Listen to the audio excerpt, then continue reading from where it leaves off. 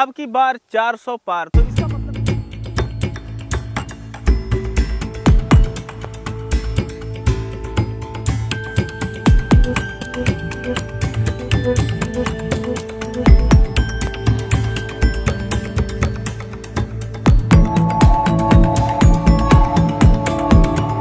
हम यहाँ पर जिन तरबूजों को लगाने जा रहे हैं ये है रंग बिरंगे तरबूज। आप लोग यहाँ पर देख सकते हैं ये पीले कलर में है, अंदर की तरफ ये लाल होता है। ये दोनों ही वैरायटियाँ आती हैं सागर सीड की तरफ से। और ये जो पीली वाली वैरायटी है ये है गोल्डन किंग, और हमारी जो दूसरी वैरायटी है ये है सागर किंग प्लस। और ये जो वैरायटी होती है यह लंबाकार होती है, जिसे आइस बॉक्स साइज बोला जाता है। वैसे आप लोग तरबूज की खेती की हमारी काफ़ी सारी वीडियो देखे होंगे और बम्पर प्रोडक्शन लेते हुए भी हम दिखाए हैं आप लोगों को। तो पिछले हम जो प्रोडक्शन लिए हुए हैं वो है 300 क्विंटल प्रति एकड़ के हिसाब से। लेकिन अब की बार जो हम प्रोडक्शन लेने जा रहे हैं, हमारी कोशिश है ये 1 एकड़ में 400 क्विंटल पार होना चाहिए। आज हम जिस तरीके से तरबूज की खेती करने जा रहे हैं, ना तो इसमें हम बनाने वाले हैं बेड, ना ही इसकी करेंगे हम मल्चिंग।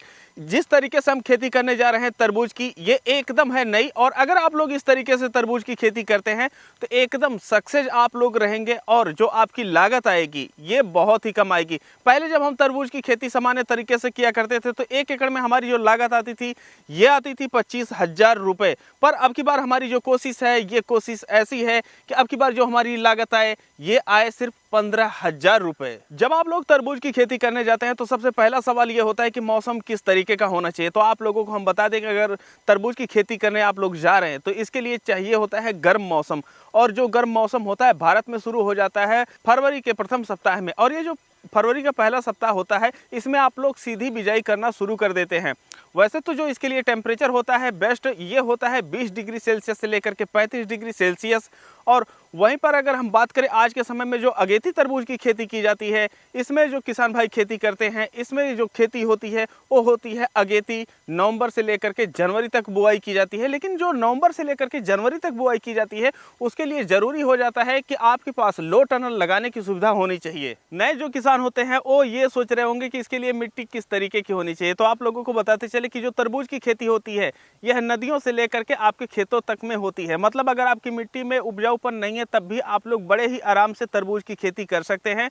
और जो नदियों में होता है ये बालू में किया जाता है, और जो खेतों में किया जाता है ये आपका जो बलुई मिट्टी होती है, बलुई दोमट मिट्टी होती है, काली मिट्टी होती है। तो कोई फ़र्क नहीं पड़ता है कि आपकी मिट्टी कैसी है, बस फ़र्क ये पड़ता है कि आप लोग उसकी देखभाल किस तरीके से कर रहे हैं। अब आप लोगों का अगला सवाल होगा कि हम जो खेत की तैयारी है ये किस तरीके से कर सकते हैं। तो आप लोग देख सकते हैं कि ये जो हमारा खेत है इसमें पहले लगा हुआ था केला, केले की हो गई थी जुताई। एक सामान्य खेत की अगर हम बात करते हैं तो सबसे पहले आप लोगों को कल्टीवेटर या हैरो की सहायता से एक बार गहरी जुताई अपने खेत की कर देनी चाहिए। और उसके बाद जो रूटावेटर होता है इसकी सहायता से आप लोग आखिरी जुताई करके खेत की तैयारी पूरी तरीके से कर सकते हैं। पर ध्यान रखें, अगर आप लोगों के पास ड्रिप की सुविधा नहीं है तो ऐसे में आपके जो खेत होते हैं बेड मेथड से या नाली विधि से समतल होना बहुत ज़रूरी है। अगर समतल नहीं है तो आप लेजर लेवलर की सहायता से उसे समतल भी कर सकते हैं।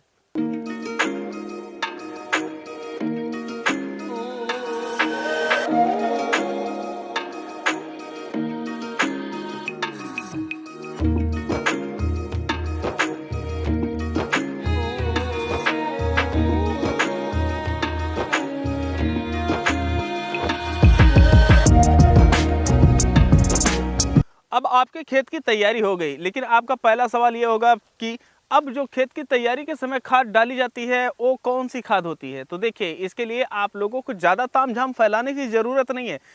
अगर आप लोग ज़्यादा तामझाम में नहीं पड़ना चाहते हैं तो सीधा उठाइए NPK 12-32-16 इसको लेना है आप लोगों को 1.5 क्विंटल प्रति एकड़ के हिसाब से। और जैसे अगर आप लोग बेड बना रहे हैं तो बेड पे डाल दीजिए, अगर आप लोग नाली बना रहे हैं तो नालियों में डाल दीजिए। लेकिन यहाँ पर आप लोग देख सकते हैं ड्रिप की पाइप डाले हुए हैं।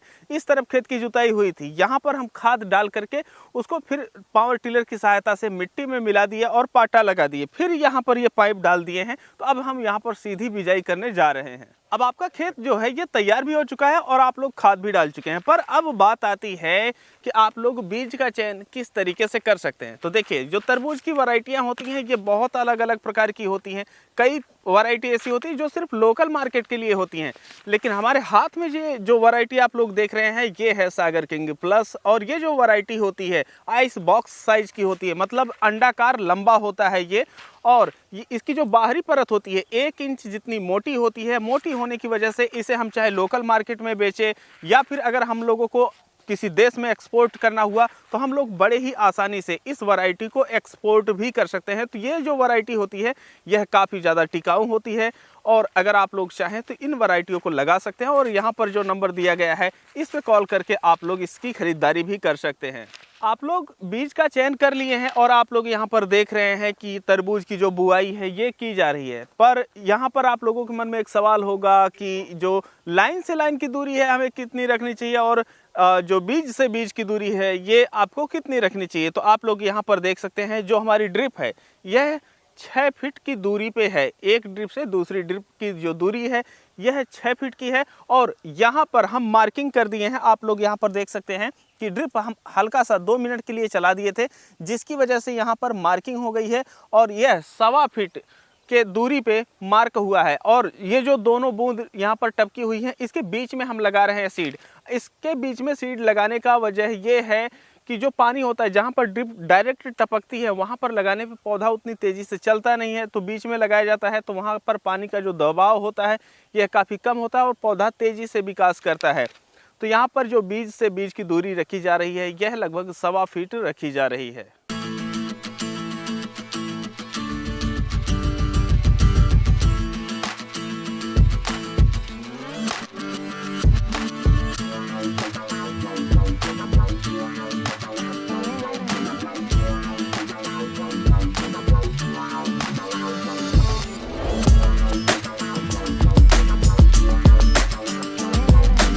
हमारे जो नए किसान भाई होंगे बुआई के बाद वो सोचते होंगे कि हम बुआई कर दिए, जो बीज का अंकुरण है कितने दिन में बाहर हमें देखने को मिल जाता है।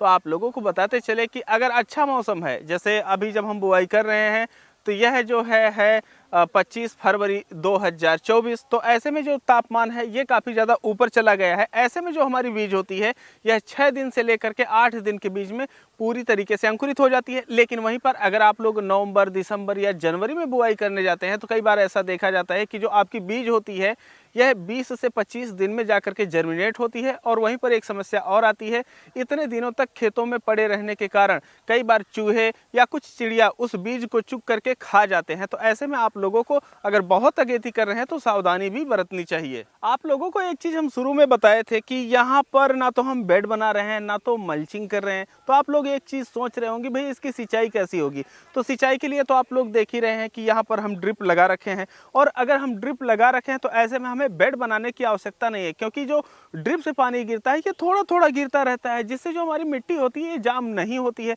अब बात आ जाती है मल्चिंग की, कि मल्चिंग हम क्यों नहीं कर रहे हैं। देखिए, यहाँ पर जो बेड है ये तो समाप्त हो गया, लेकिन जो मल्चिंग की बात आती है तो मल्चिंग के लिए हम यहाँ पर प्रयोग कर रहे हैं पेंडामेथिलीन 30% EC 1 लीटर प्रति एकड़ के हिसाब से। तो जब हमारी बुआई हो जाएगी तो बुआई करने के पश्चात हम यहाँ पर जो पेंडामेथिलीन है पूरे खेत में स्प्रे कर देंगे।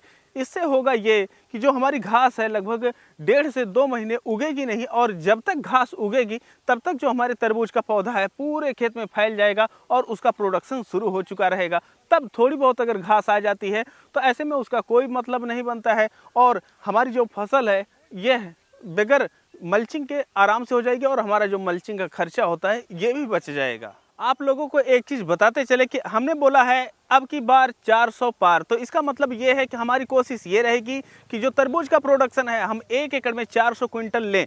तो कई किसान भाइयों को ऐसा लग सकता है कि जो हमारी लाइन से लाइन की दूरी है यह काफ़ी कम है, लेकिन यह कम नहीं है और ना ही बीज से बीज की दूरी कम है या ज़्यादा है। एकदम ये मैटर पूरी तरीके से है परफेक्ट। बस इस दूरी के लिए हमको करना ये है कि जो हमारे पौधे हैं तरबूज के जब तैयार होंगे तो उनको नाइट्रोजन बहुत ही कम मात्रा में हम देंगे, जिसकी वजह से उनकी जो बढ़वार होगी ये ज़्यादा नहीं होगी। लेकिन जहाँ पर हम नाइट्रोजन आवश्यकता अनुसार ही देंगे वहीं पर जो हमारा फास्फोरस है और पोटास और अन्य माइक्रोन्यूट्रिएंट होंगे उनको हम देने वाले हैं थोड़ा सा बढ़ा करके, जिसकी वजह से जो हमारे फल हैं और फूल हैं इनमें बनने में बढ़ने में कोई भी समस्या ना आए। तो आप लोगों को क्या लगता है कि अब की बार 2024 में जो हम तरबूज की खेती करने जा रहे हैं, इसमें हमें 400 क्विंटल प्रति एकड़ का प्रोडक्शन हासिल होगा या नहीं?